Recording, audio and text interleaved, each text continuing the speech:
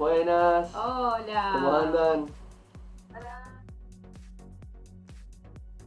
La idea de esta reunión es poder hablar también de los mitos que tiene la decodificación. Hay personas que han tenido muy buenas experiencias, Y hay otras otras que personas no. que no. Entonces, como nosotros, bueno, somos decodificadores, también queremos comentar qué hay en una sesión y qué pueden llegar a preguntarles o qué no. Y qué viene a aportar también esta disciplina tan bonita y tan linda en esta época. Bueno, estos son algunos de los puntos que vamos a ver hoy. Por supuesto que si hay preguntas, mejor vamos a ir respondiendo. Esto es como una guía más o menos, como para no perdernos tanto. Primero aclarar en qué consiste esto de la biodecodificación, decodificación biológica, eh, Bioneuromoción. bioneuroemoción. Son todas la misma. Son todas la misma, nada más que les han ido cambiando el nombre. Eh, en definitiva consiste en encontrar esas lógicas emocionales que por esas, por esas situaciones que uno fue viviendo y no pudo con su emoción, entonces en algún lado tiene que quedar y donde queda es en el cuerpo. Entonces cuando queda en el cuerpo, nosotros la vemos como una enfermedad, pero es un mensaje. Entonces, ¿qué hace la decodificación? Es ir a buscar esos momentos donde la persona tuvo una vivencia fuerte, donde le ordenó a su cuerpo que armara ese mensaje como enfermedad. Y es más o menos así como funciona. Ya vamos a ir viendo más en detalle.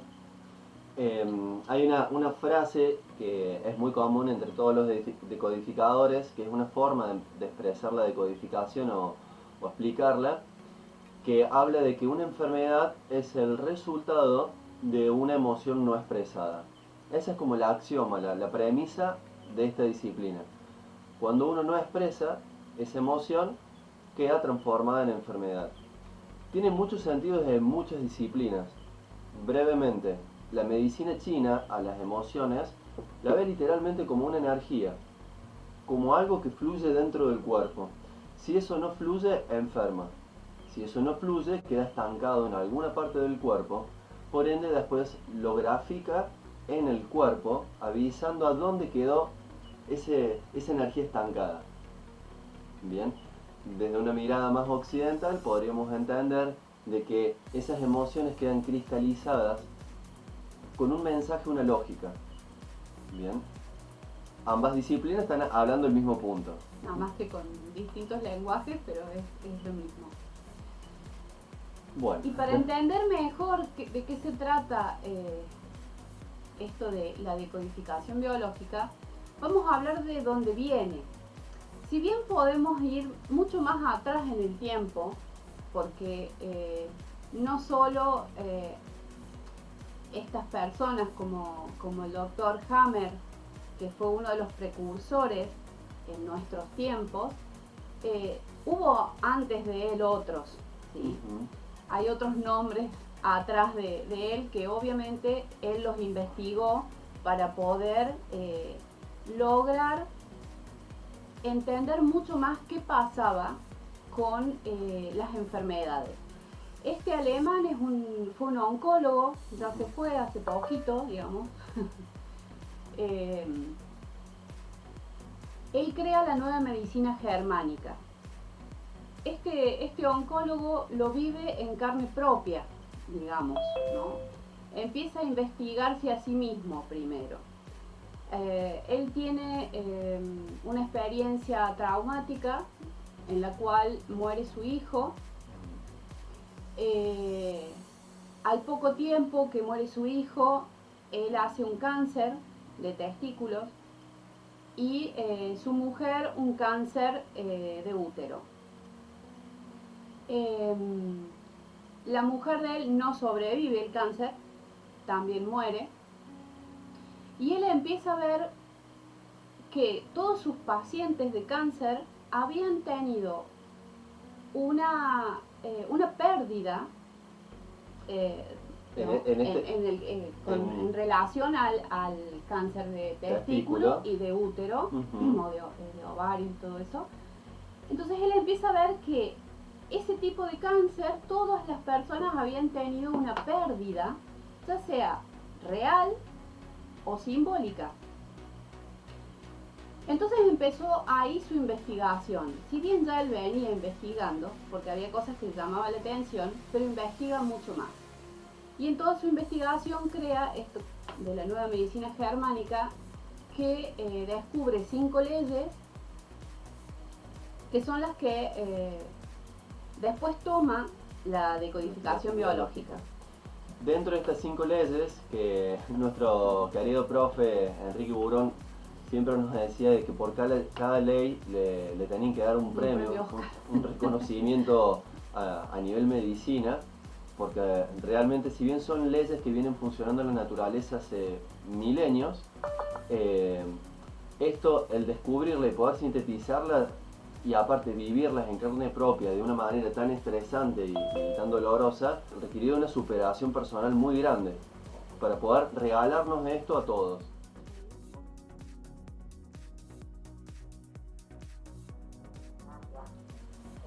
Sí, simbólica e imaginaria en este caso es casi igual.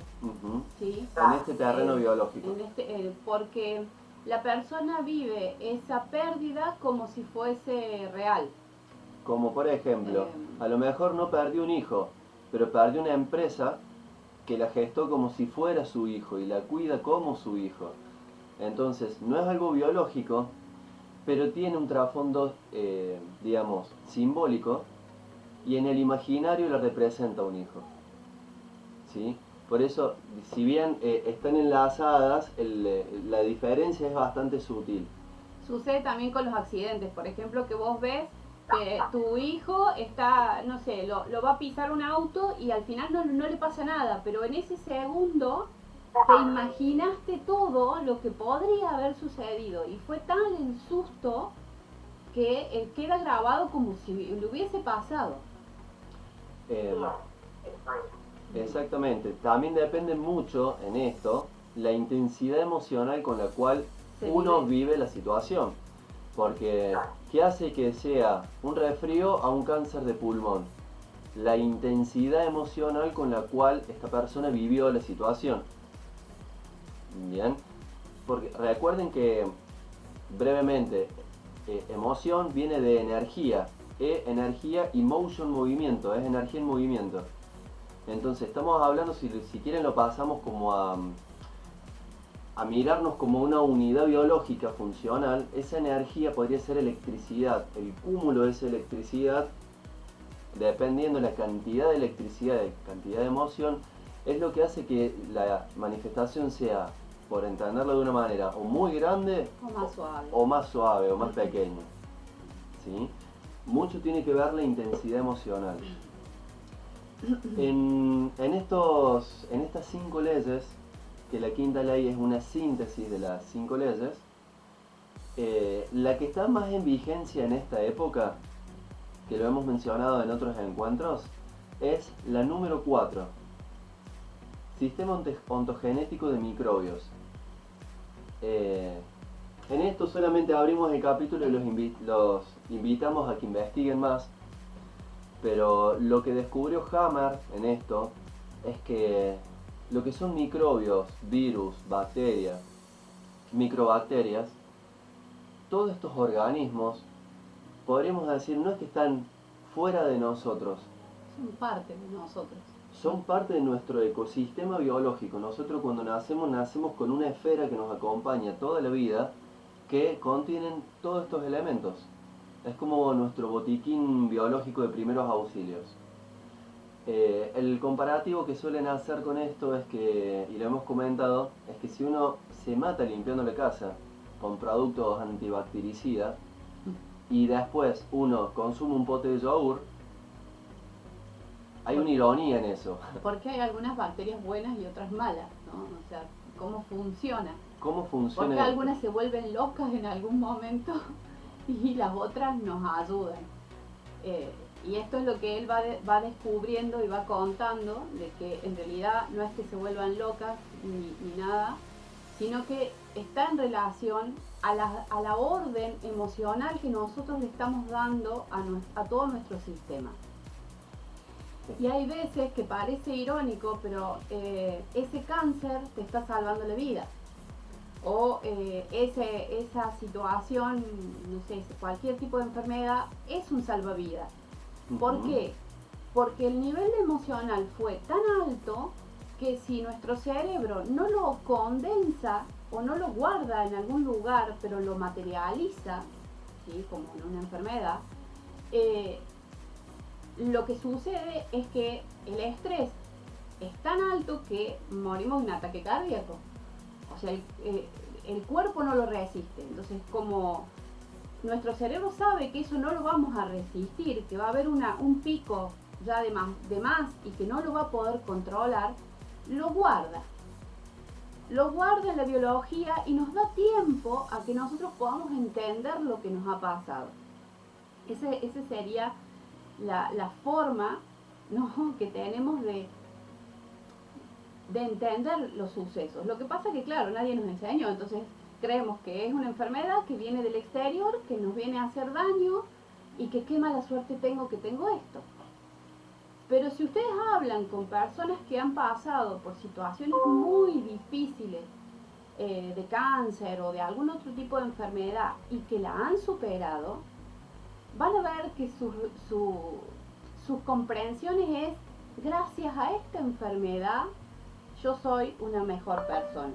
Gracias a esta enfermedad entendí tal y tal cosa, o me relaciono con mis seres queridos mucho mejor de lo que me estaba relacionando. O sea, como que después de haber pasado por ese evento, logran hacer una modificación en su vida.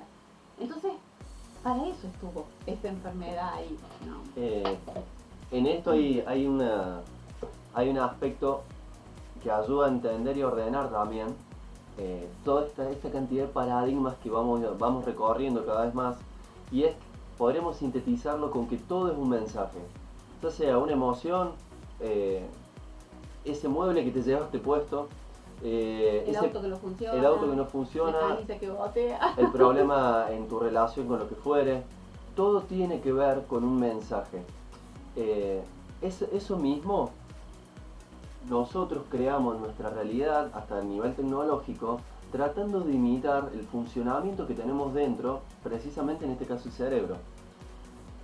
Cuando hablamos de la primera, como verán, la primera ley habla del DHS, le llaman foco de Hammer.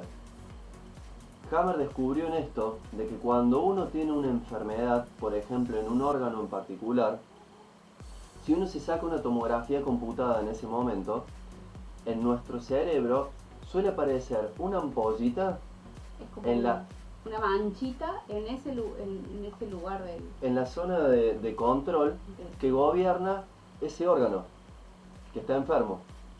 Y en eso el nivel de precisión es gigante, es extremo, no hay azar. ¿Qué es esa ampollita? Es una cantidad de recursos que tiene nuestro cerebro para darle solución a ese problema cuando estemos listos. Entonces se mantiene ahí y lo que hace a nivel, funcionamiento, aísla la zona para no comprometer todo el cerebro. Este mismo funcionamiento lo tienen los tableros eléctricos. Cuando tiene un pico de electricidad, lo que suele hacer es aislar la zona que está comprometida para no comprometer toda la unidad, todo el tablero. Nuestro cerebro en ese sentido es igual. Aísla la zona para no comprometer toda la vida. Y a su vez, no solamente le da una solución parcial al problema con aislar la zona, sino que encima, en esa ampollita están todas las soluciones a nivel biológico para revertir la situación. O sea que no solamente diagnostica, sino que también plantea la solución. En ese sentido, el cerebro es tremendamente perfecto. Funciona con una gran precisión. Por eso, cuando ya estamos hablando de estas leyes, estamos hablando de codificación biológica, estamos hablando de desarrollo interno, siempre iniciamos desde la base de que no existe azar. Todo tiene un porqué y un para qué, todo tiene un sentido. Obviamente, comprender ese sentido es el quid de la cuestión, es el desarrollo que uno tiene que hacer con respecto a esto. Bueno, esto es con respecto a la nueva medicina germánica. Esta es la base de la decodificación. Después de Hammer, un discípulo de Hammer, que en un punto podemos decir que se pelean, empiezan a entrar en conflicto sus investigaciones, pero un discípulo de Hammer es quien en realidad le da de nombre a esto de decodificación biológica, pero es más largo el título, de las enfermedades de los seres vivientes.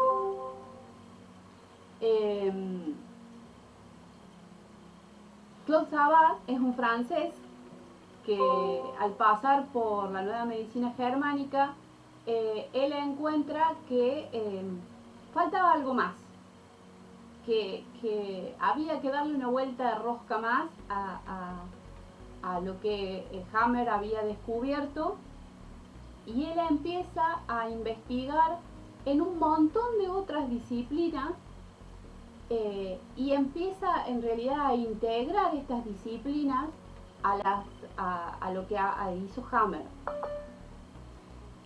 Y a eso él le da de nombre decodificación biológica. Y acá, para entender el árbol genealógico de lo que es la decodificación o la biodecodificación, tanto Corbera, que es el español, que es más conocido porque es el que más ha estado en las redes, como nuestro profe Enrique Burón, los dos han sido egresados de Claude Sabat. Los dos estudiaron con él y tienen las mismas bases. Y los dos son Enrique, ¿no? Sí, totalmente. Los dos son Enrique, no sé qué tendrá que ver. Pronunciación diferente, pero bueno, sí. son igual. Nuestro profe, tanto como el español, sus bases son estas, las de Claude Sabat, que después le van cambiando un nombre por, bueno, conveniencias y bueno, como es Corbera, estuvo mucho en Cuba. En Cuba, sí. Haciendo trabajos con los cubanos. Entonces, desde Cuba le piden a él que cambie el nombre.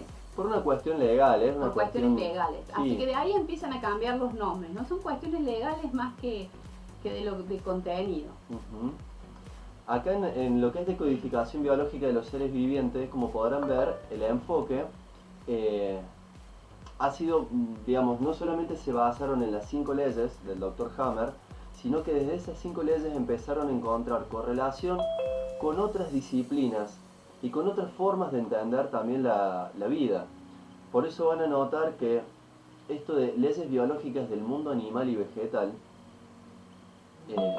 llama la atención. Uno dice, ¿qué tiene que ver esto con la enfermedad y con cómo uno vive en la actualidad? Bueno, breve capítulo en eso. Todos nosotros tenemos, por nuestra formación biológica, un cerebro animal. Tenemos condensada todo nuestro paso por el mundo animal. Tenemos memoria biológica, genética. Exactamente. De aquellos momentos. Y muchas veces nuestro cerebro busca en esa base de datos para dar respuesta en la actualidad a conflictos que uno tiene. Esto es por ahí es bastante conocido. Las dos lógicas, bueno, dependen de los universos, pero las lógicas que funcionan en el reino animal. Bueno, los que ya están en la escuela lo conocerán muy bien. Una es luchar y la otra es huir. Es el funcionamiento binario de nuestro cerebro. Luchar y huir, ¿qué tiene que ver con nuestra vida?